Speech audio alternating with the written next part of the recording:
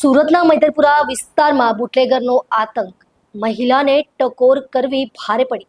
Bootlegger દ્વારા પરિવાર પર જીવલેણ હુમલો કરાયો, જેમાં તેમના પતિ ગંભીર રીતે ઘાયલ થતા સારવાર અર્થે હોસ્પિટલમાં દાખલ કરવામાં આવ્યા. મૈદરપુરા વિસ્તારમાં બુટલેગર ધવલ રાણાના આતંકનો મામલો સામે આવ્યો છે. ડાંગી શેરી વિસ્તારમાં દારૂના અડ્ડા ચલાવતો બુટલેગર ધવલ રાણાએ એક પરિવારની મહિલા સહિત તેના પતિ અને પરિવારજનો પર હુમલો કર્યો હતો. ઘટનામાં પતિને ગંભીર ઇજાઓ પહોંચતા તાત્કાલિક સારવાર માટે હોસ્પિટલ ખસેડવામાં આવ્યા છે. પ્રાપ્ત માહિતી મુજબ મહિલા પોતાના ઘરની બહાર નીકળવા જઈ રહી હતી, ત્યારે તેના ઘરના દરવાજા પાસે દારૂ પી રહ્યા હતા એવા વ્યક્તિઓને તેણે એક બાજુ થવા વિનંતી કરી હતી. આ દરમિયાન ધવલ રાણાએ આવીને મહિલા સાથે બોલાચાલી કરી અને થોડી જ વારમાં મારામારી સુધીની ઘટના બની હતી. બુટલેગર ધવલ રાણાએ દારૂ પીવા આવેલા લોકો સામે મહિલા શું બોલી તે વાતને લઈ ઉશ્કેરણી કરતા પરિવાર પર સીધો હુમલો કર્યો. પરિવારના સભ્યોને ઘેરી ખસેડીને મારવામાં આવ્યા હતા. આ સમગ્ર ઘટના સીસીટીવી કેમેરામાં કેદ થઈ છે. પીડિત પરિવાર દ્વારા પોલીસમાં ફરિયાદ નોંધાવતા મૈદરપુરા પોલીસ સ્ટેશનની ટીમે તપાસના ચક્રોનો ધમધમાટ કર્યો છે.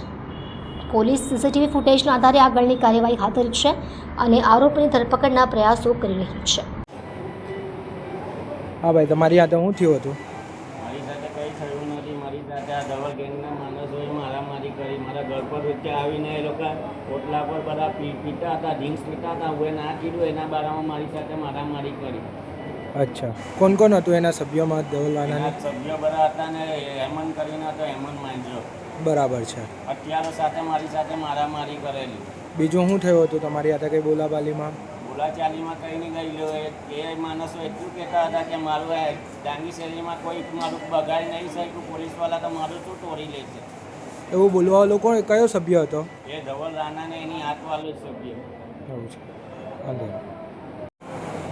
શું થયેલું હતું બેન તમારી સાથે?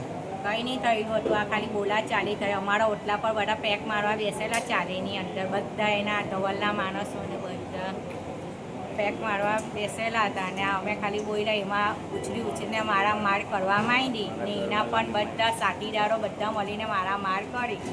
જે ડાંગી શેરીમાં મારામારી થઈ એમાં ધવલીએ એમ બોલ્યો કે મારું હું કરી લેવાના જ પોલીસવાળા.